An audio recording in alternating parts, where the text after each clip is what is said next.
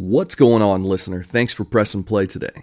In today's episode of Nerd Nostalgia, I'll be discussing something that's coming up, something that we are one day away from.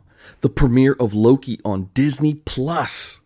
If you're like me, you've been pining for this. We had WandaVision to begin with, Falcon and the Winter Soldier, which in my personal opinion was better, just because of the social undertones and, all that stuff that they discussed. But I still liked WandaVision a lot. But I'm excited for Loki.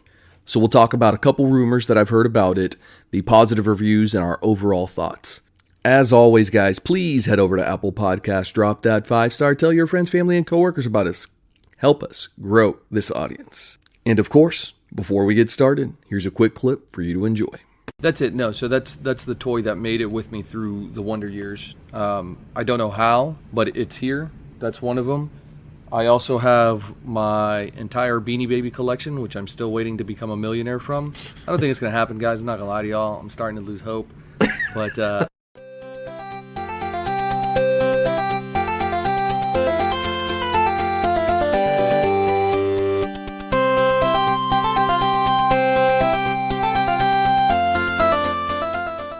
what's going on, my fellow nerds? Welcome back to another episode of Nerd Nostalgia. It's your boy Irvin here on the mic, giving you an episode that I'm actually super excited about.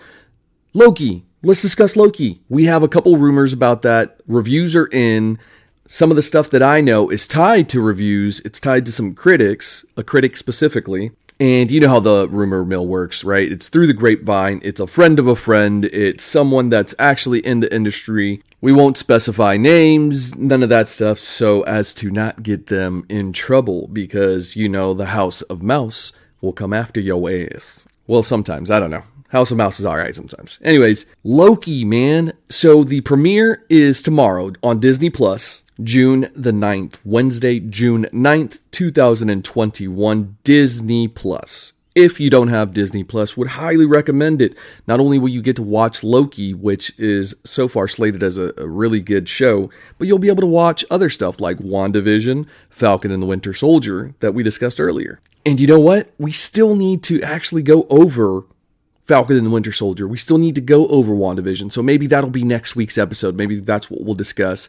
Our thoughts about it, what we think is going to happen, that kind of stuff. So, boys, if you're listening, I think that's going to be the next episode. So, start writing down some notes, some thoughts. Brian, maybe a couple quick witted responses, because you're so witty. Anyways, today we're going to discuss Loki, so let's jump into it. First, let's start off with who is Loki, right? Loki is the god of mischief. You know him from Norse mythology. He is Loki, Odin's son, but technically he's Loki, Laufey's son. I believe he is the son of the frost giant, Laufey. Laufey? I don't know how to pronounce that. Another character of myth that originates from from Norse mythology. He is the younger brother and trickster god.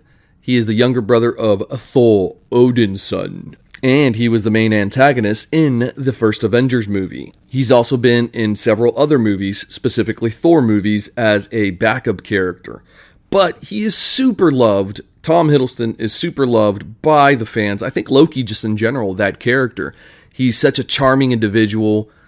The points that he makes are, kind of right. And he's done a really good job overall, Tom has, that is, of showcasing this character and bringing the rapport to the fans. So I love this character. I know you guys do. You're probably nodding your head in approval like, yep, I love me some Loki. He's just one of those characters that you can kind of relate to.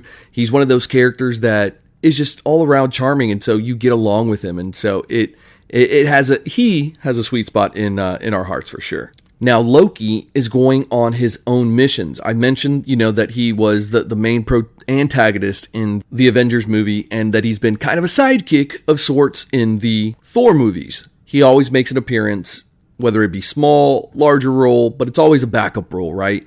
So now, we're excited for him to get his own freaking show. In this show, Loki, the god of mischief, is going to be stepping away from Big Brother Thor, stepping out of Big Brother Thor's shadow. He's going to embark and really have a huge journey, a big adventure, an epic of sorts that takes place after the events of Avengers Endgame. Apologies, guys. I can barely talk. And technically, is it after the events of Avengers Endgame? Technically, wouldn't it be right in the midst of Avengers Endgame? The way time works, I'm really curious how that's going to tie in, right? Because the events of Avengers Endgame is technically they defeat Thanos at the end of that, right? Spoiler warning, it's been freaking forever. And if you're listening to this, you've likely seen Avengers Endgame. Anywho, I digress. Back to this. So if you've seen Avengers Endgame, at the end of it, they defeat Thanos. But it's before they actually defeat Thanos that they take that Tesseract. So technically, wouldn't this be before the end? I think it is. I'm curious to see where this does stand in the timeline. Now, we know some of the cast. However, we don't know their characters. Disney has actually done a really good job about keeping this tight-lipped, which we'll talk about here in a bit and what I think that means because some of the cast just would fit this role. Now, Tom Hiddleston, obviously our star, is going to be starring as Loki. When Owen Wilson was on there, everybody automatically, I saw across the board that everybody was like, oh, that's going to be Mobius M. Mobius from the Time Variance Authority, the TVA. They're the ones who keep the timeline in order. They're the ones who make sure that nothing gets out of whack, right? They're the ones that deal with, quote unquote, the variants. Now, if this sounds familiar, it should, because DC's version of this Time Variance Authority, this agency that is dedicated to the timeline, to keeping order and making sure that chaos doesn't run amok, is going to be the Federal Time Bureau, I believe is what it's called in DC, and that premiered in DC Legends of Tomorrow on a live action, right? I'm sure it's come out before then. So if it sounds familiar, then you're like, wait, I've heard this. And you're going to get that all the time between DC and Marvel. They're going to borrow things, make things similar. One character's called Darkseid, the other one's called Thanos. One character's called Slade Wilson, the other called Wade Wilson. So if it sounds familiar to you, if this plot kind of sounds familiar, that's why. You may have seen DC Legends of Tomorrow on the CW in the Arrowverse, and that's why this is going to sound familiar. But there are definitely key differences between the two, obviously. But we're not going to get into that today. We're going to get into Loki. Let's keep talking about that. We were discussing the cast, and we got up to the second person, which was Owen Wilson. So I'm pretty excited for Owen to be on this, just because I like him as an actor. I think he's actually a very good actor, underrated. Nothing, major, like he's not Oscar worthy or anything like that. He's never had a role like that. Actually, he's had a couple, now that I think about it. But anyways, I digress. So this is where it's going to get interesting. So I'm going to go over the people that are actually named on here, but whose character has also been named. We have Erica Coleman, who is going to be Florence Schaffner, or Schaffner. We have John Levine, who is a paperwork clerk. He's the one you see in the clips. Lucius Baston, who is a mail shopper. And this one's pretty funny, guys. We have two people. We have Chris Brewster and Isabel Frethmine, who are going to be Minutemen, a Minuteman. We also have Kaylee Fleming, who is a young Sylvie. So there are a few people on here that are listed on the cast. Sasha Lane, for example. Wunmi Mosaku. Gugu Mbatha-Ra. And finally, the character of interest to me is Sophia DiMartino. All right, why is Sophia DiMartino a interest to me? Number one, she kind of looks like Tom Hiddleston. You white, you look like Ben Affleck. Sorry, I'm always going to say that. But just feature-wise, she kind of looks like it. And this is going to lead me to my next point. Something that I know has been confirmed. Well, technically unconfirmed, but officially almost confirmed. So I have a buddy, shout out to Comic Talks. He actually does live auctions on Instagram for comic books. He does claim sales on his page. He has Slabs, a whole separate page dedicated to selling slabbed comics. So if you are in the market for collectibles, give him a look. He is partners with Comics for Cheap. Also another great dude. Shout out to my boy James. Two great dudes. I learned a lot from these guys just from the collecting community. And he was the one who turned me on to this theory. Well, it's not a theory. Well, kind of is. Let me explain. Lady Loki is a character that debuted in Marvel Comics in 2005 in the ongoing series called Thor. Believe it or not, it was called Thor. Just Thor. You can always tell the difference between the Thor titles based off of year, based off of the font that's actually used. So Thor number 5, you have the first appearance of Loki as a female. He's reborn in Sif's body. He kind of takes over Sif's body. That's what the actual plot is. The A cover on that is absolutely, it's a solid cover. It has Thor on there and what appears to be Lady Loki on there as well. But then the B cover, the variant, is going to be a J. Scott Campbell, which who doesn't love J. Scott goodness? The cover is actually way cooler. It looks like a Viking out of the olden times. It's just Thor gripping his hammer, lightning is striking it. Like, it's just a really cool looking one. And that's the copy that I picked up. I think it's the cooler looking of the two, even though I like the other one. But that second one, that J. Scott Campbell, is just, it's a beauty, to be honest with you. If you're a collector, look it up. It's a gorgeous cover. Anyways, I digress. So this is the first time that Loki has become a female. And so I have 2 points to make, and this is something that I recently pointed out.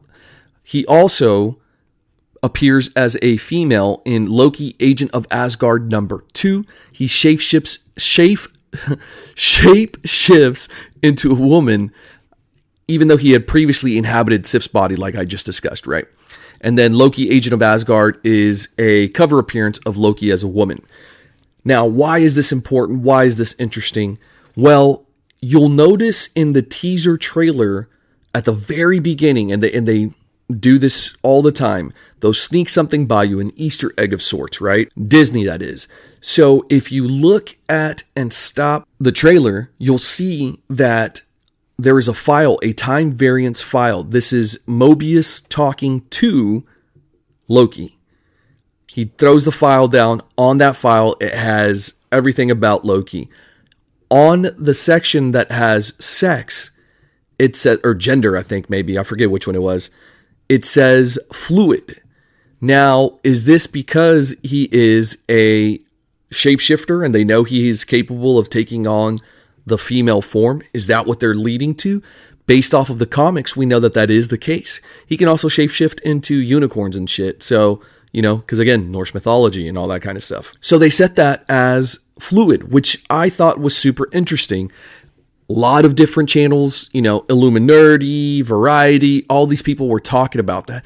So I think that's a very big deal that they left that as fluid. Okay, now that we have discussed that and we have that out of the way, here is the interesting thing. I have a friend through the Instagram community, through the Instagram comic book community specifically, and I can't shout him out because I don't want people to bombard him in the future. So I'm just going to say, T, that's it. Shout out to you, sir. He has a friend who is in the industry. There's actually a few people that are in the industry, and I should have confirmed, I should have cross-referenced this across the board that I've gotten to know over time. But I asked T to ask his friend if Lady Loki is confirmed. All he responded was, dude, yes. So he didn't want anything spoiled, and I don't either. I hate spoils. Shout out to Chase, who actually loves spoilers. He's like, just tell me how it goes. Tell me what happens.